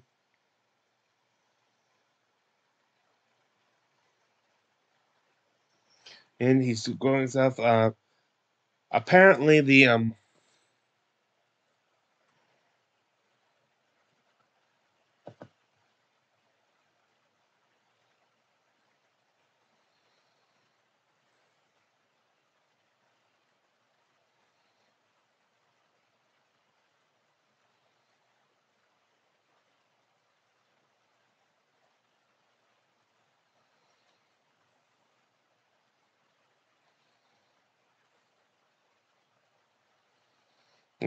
girl.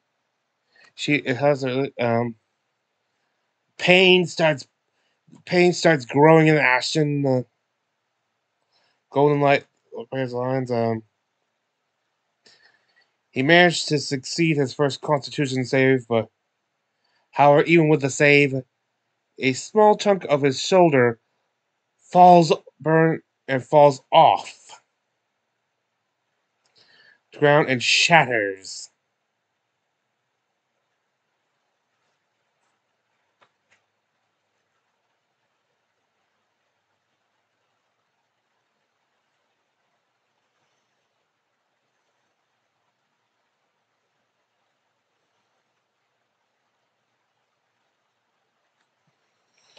Fern is very concerned, but he actually just goes, "Don't."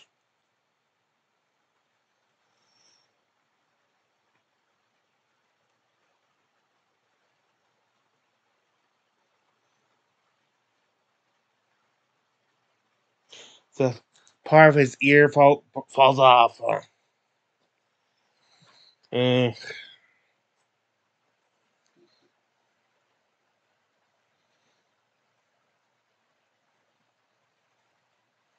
Fern is starting to get panicked.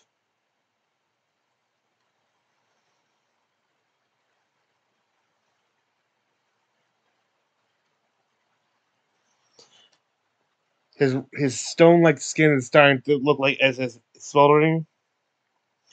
He takes 15 fire damage. This crystalline spark shard, the spark loses color and cracks, and all the energy's in him. It's now all that's left is to let this thing run its course. Imogen starts getting suspicious and worried, and mentally contacts Ashen, but all she can hear in mind is him chanting from from the earth, of the earth to the earth, repeatedly. And she this of course makes us wondering what's going on. He takes 24 damage. His eyes are like mm,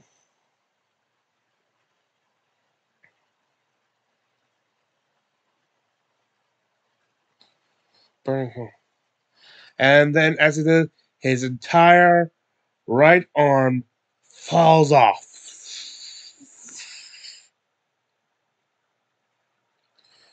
Imogen runs up while the others following close behind and witness what is going on. To their horror, Ashton grows brighter and hotter. And he shouts to them, Anthony, you gotta do it now. And they start getting work.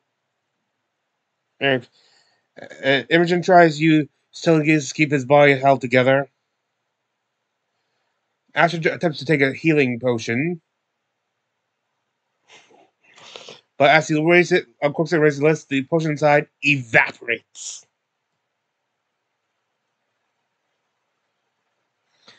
F.C.G. chases him, but taking fire damage because it and casts a death ward.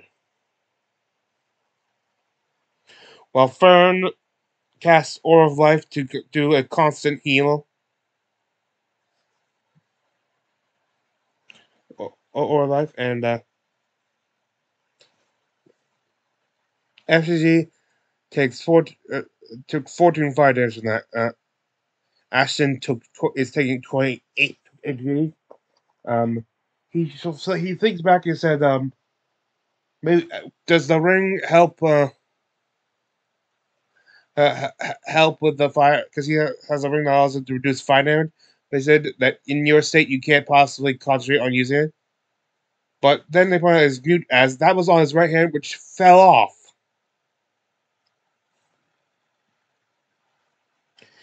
Ashton takes 48 damage. And the only thing keeping him conscious was the death ward, which brings him under, and using up his death ward.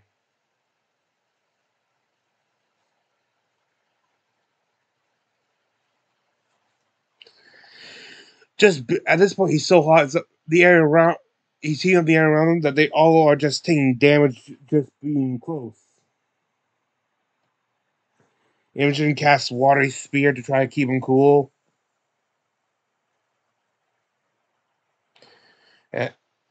Fern and she are constantly trying to put healing spell into him. But with each new fire damage and stuff, Ashton and takes more fire damage, and it really wipes out the new leave prior hit points.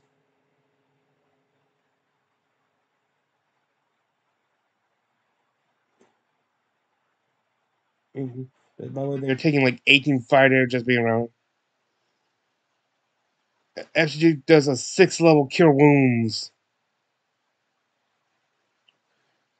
A while back, they started they started trying to take off the harness to try to see if that'll help. But it takes 1 minute to do. They still have 30, like basically 10 rounds. They still have 6 rounds, 36 minutes left. 36 seconds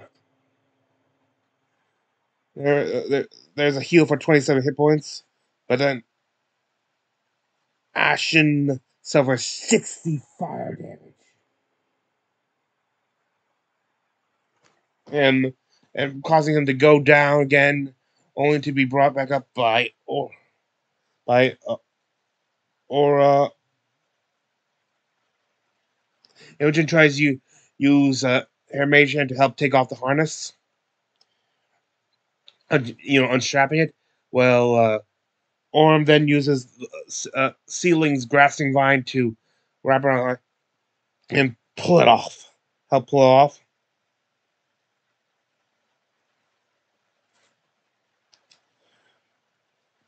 F.C.G cast Aura Vitality to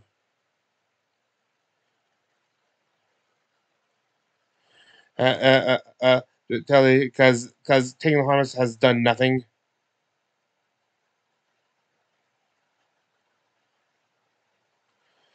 And the Aura Vitality continues to help put homes. However, on a particularly bad failed con save, Ashen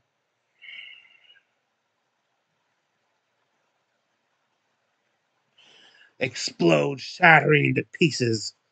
However, the pieces suddenly stop midair and reform back into Ashen as he utilizes his Ring of Teleport, saved by his Ring of Temporal Salvation. Though it is now, having been used, is now spent and turns to dust. And this has only been 5 rounds since it started. It takes a full minute to go through this process. They still have 5 rounds left to go. Laudna, Imogen, and Jetty start backing up, trying to get away there, not having any more ways they can help. It's just F.C.G and Fern are continuing to try to heal.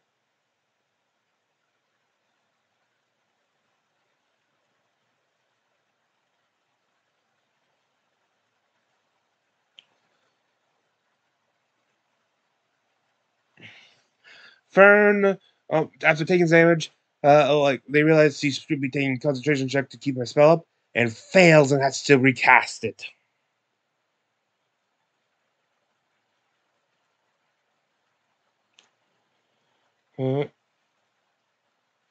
So, a quick heal. Heal does 31 restore.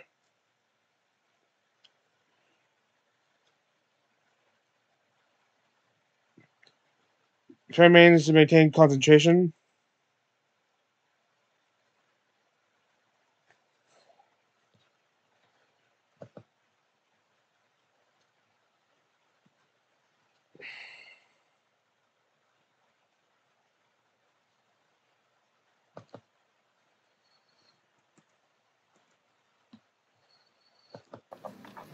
I love that you know that I was going to do this. I didn't. Really? God, you just put a big red button in front of me. Yeah, and a lot of warnings. Yeah, and so many warnings. A whole bunch of warnings. Hey, man. Hey, if you pull this off, fucking power to you. It turns out that they were constantly warning that it's not going to Another have 16. These primordial shards in there.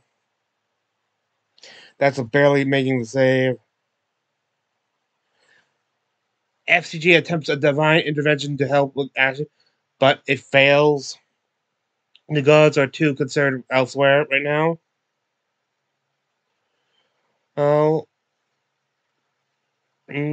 the sign that he wanted action divine that doesn't happen. And then we come to it. The final roll. It is the last check they'll need. But if it fails, he dies. If it succeeds,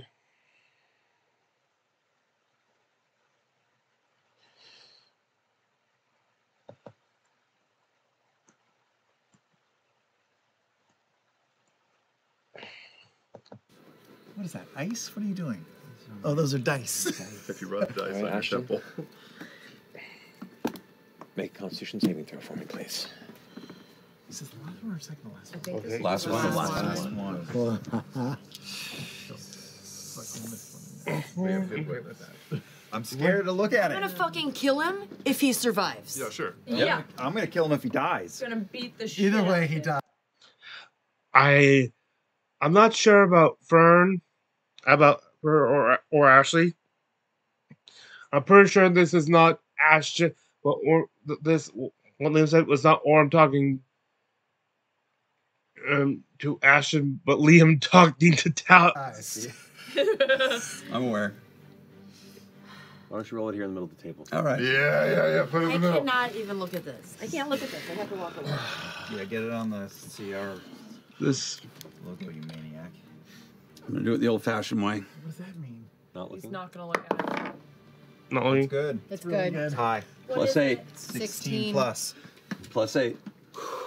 Never look if you want to win. Never fucking look when you want to win. You Don't shut your act mouth. tough. Don't I'll kick you in your ball sack. God damn.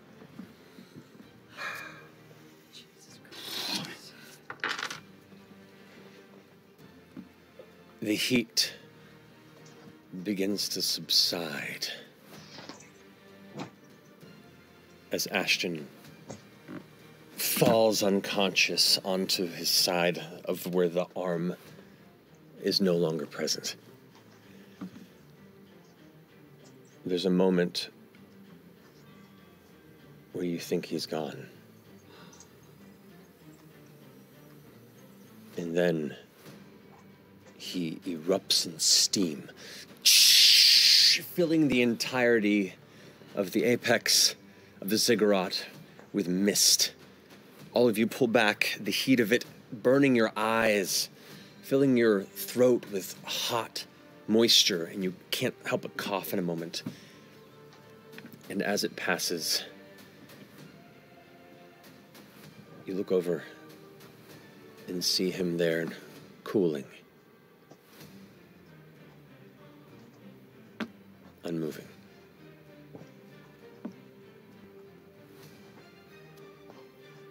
And you come too. How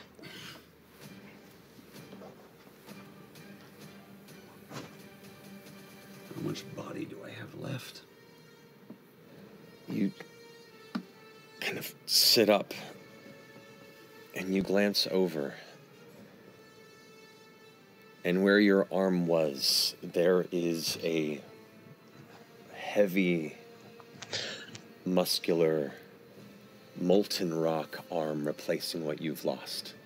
That just kind of glows.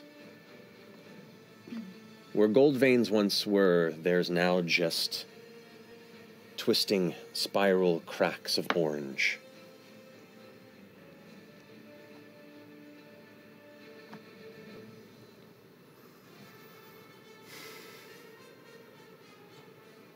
Thank you for trusting me.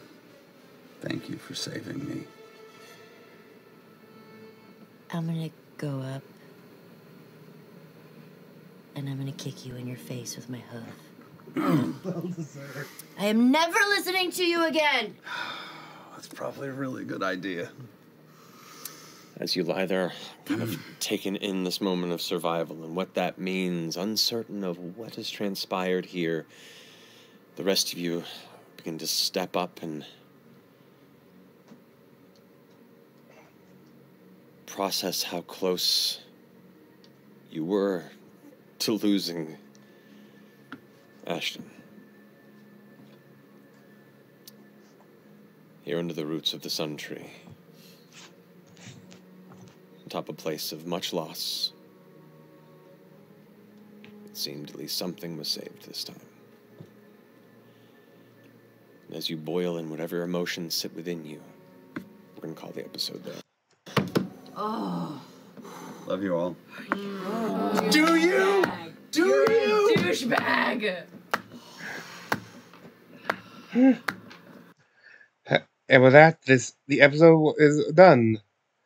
And holy shit, I was so tense to this, like hoping that we're, though deep down, some part of me was kind of hoping he'd actually fail, like, ooh, big consequence. He tried to take in too much power, and it suffers for it. It right at the critical point where they had a poor mission, they suddenly down a member because of this.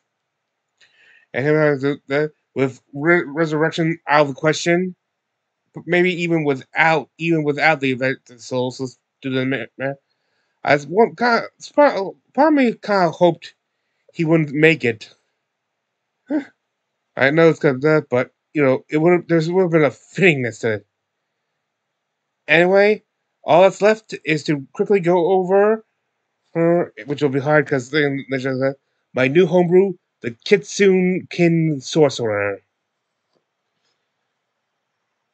Yeah, Phil, if you need to take pauses and screenshots or type stuff down, please go ahead because this is not available yet due to some like needed feature which I do not know. This is one of the it seems to happen more often with the with the full casters. I do not know what the problem is. I'll try to figure out.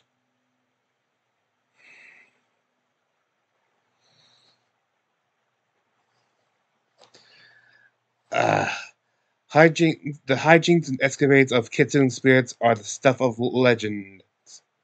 Given your newly awakened powers, there's probably more to that. They're probably more than just fanciful tales. At level 1, you get 2 features. First is your Kitsune spells. You learn additional spells when you reach certain levels in the class, as shown by the Kitsune spell table. Each of these spells count as sorcerer spells for you, but don't count against the number of spells you know. Whenever you gain a sorcerer level, you can replace one spell you gain from this feature with another spell of the same level. This spell must be an illusion or enchanted spell from the sorcerer, warlock, or wizard spell list. In addition, when you first getting you also gain the knowledge of 2 other spells, which are determined by your alignment. For those who have a good alignment, they have the spell Blessed. For evil, though, they have the spell Bane.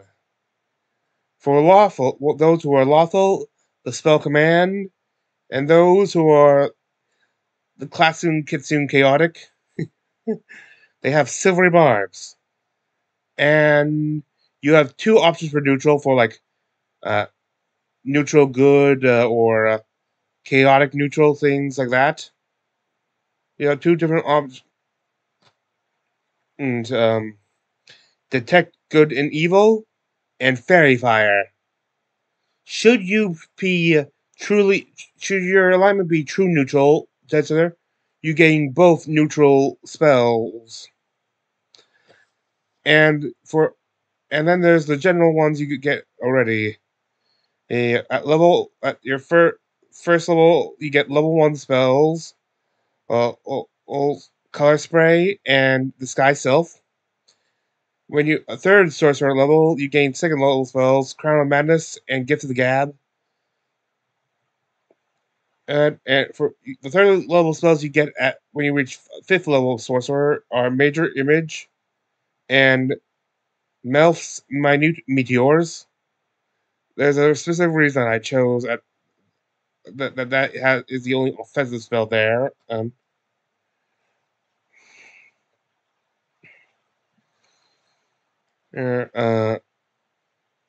At 7th level, you get the 4th level spells Confusion and Hallucinatory Terrain.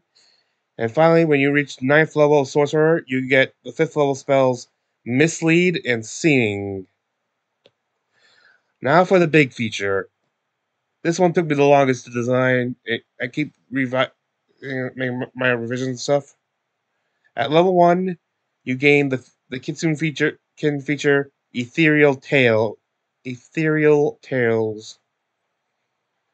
You can manifest an ethereal tail. You choose the appearance, so I would say it should keep it as fox-like as possible. But well, it'll be a fox-like tail, but you can choose the more like fire details of the tail. That represents a number of additional sorcery points you get, and that equals your proficiency bonus. And yes, I know, since this is getting at level 1, you technically don't have sorcery points yet. So you get 2 points. So at this point, you're getting a tail with 2 extra points early. And after extending for every 2 additional levels once you attain, you gain another level. Examples being at level 3, you can now have 2 tails. Level 5, you get 3 tails. At level 9, you have 5 tails. And this would all continue until you reach the maximum of 9 tails at level 17. As an action, you can manifest a number of these tails you have available, equal to your charisma modifier, for 1 hour. Be warned though, it takes a full round to manifest the tails. Like they don't just suddenly reappear at time. You can't. You have to wait to use it. You can use them while they're manifesting, but they'll only have half the number of sorcery points available. As an action, you can attack with a number of tails also equal to your charisma modifier. Each tail can only attack once per turn.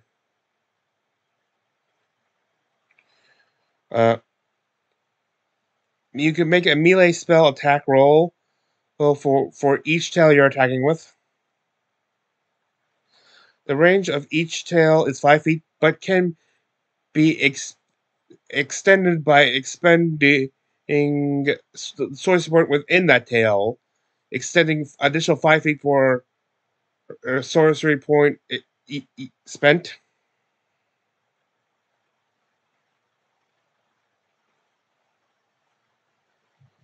On a hit, the tail does 1d6 of a damage per sorcery point. The tail possessed when it hits. Each tail you could decide the damage each tail does while they're being manifested.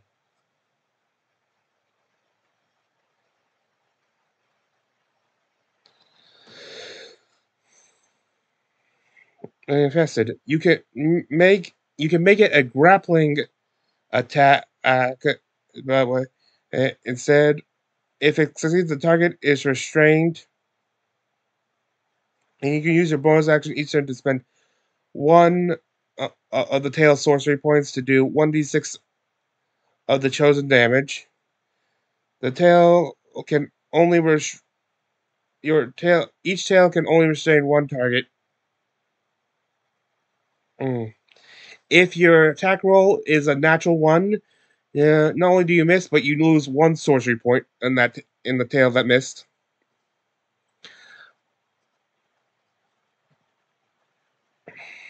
I think I left out something, but I might add it later. That you can also attack as a bonus action, but you can only attack with a number of tails equal to half your charisma modifier, rounded down.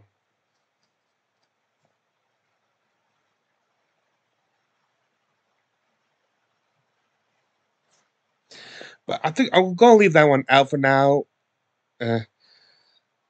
As a reaction to receiving damage, you can spend 1 tail, not a sorcery point, but an entire tail, to grant yourself temporary hit points equal to your charisma modifier times the number of sorcery points the tail had at the time being spent. You grant that's number. You get temporary hit points there. The damage taken to your temporary hit points does not count when you're due for the damage calculation when performing a concentration check for a spell.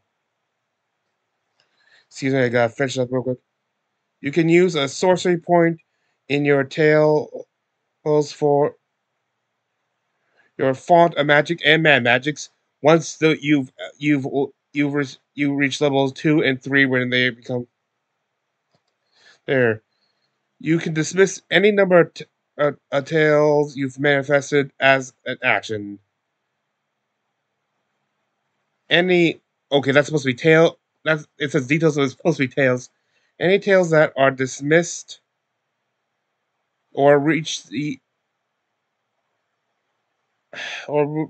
end of their duration are considered spent. You can restore your tails with a long rest, but you can only restore 1 tail per long rest, which is why it seems so overpowered. It takes a time to restore a tail. A lot of time to restore a tail. Then you get to the 6th level Kitsunkin feature, Fox's Skill. you gain access to you learn one additional meta magic, and gain one new meta magic option specific to do this subclass. Sneaky spells. When you cast a spell that requires a saving throw, you can spend a number of sorcery points equal to its cost on the spell's level cost on the font magic table. Well, actually, no. Excuse me. It was the spell's level +1, like that number of sorcery points, to change what ability the saving throw uses. Ability score the uses, potentially making it something that requires a weaker. At at level 10 of the subclass, you can spend one of your tails to gain the following benefits. The moment your charisma modifier is treated as being doubled in was this auto-correcting or something? In regards to spell attack modifier, your spell attack modifier and your spell DC for specifically for illusion and enchantment spells.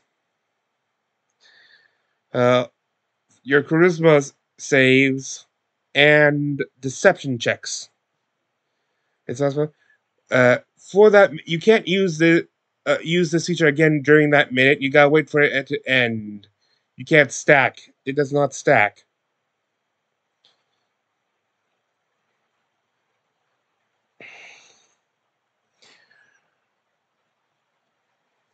Real quick, you can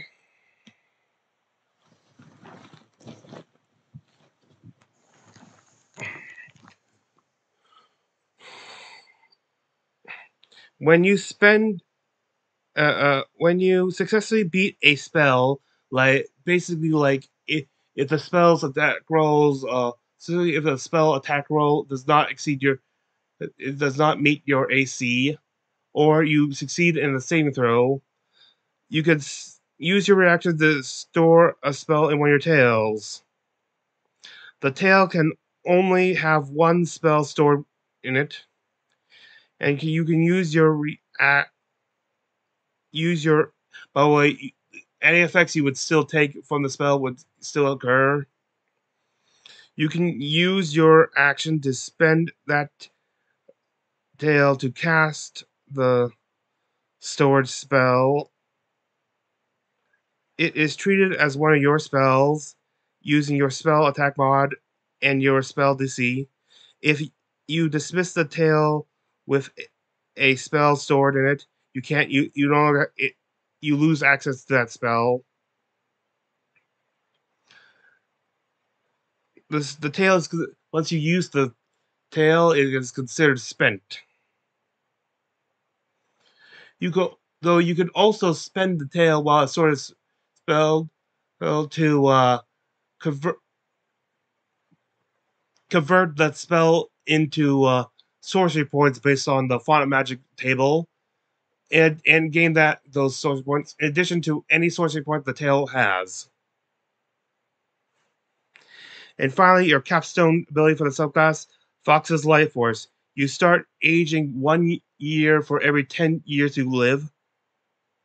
You continue to live. You also can add your charisma modifier to death saving throws. With that, this recap is done. I thank you for joining me. This is Free Night Dementia. I wish thee good fortune in the quest of life.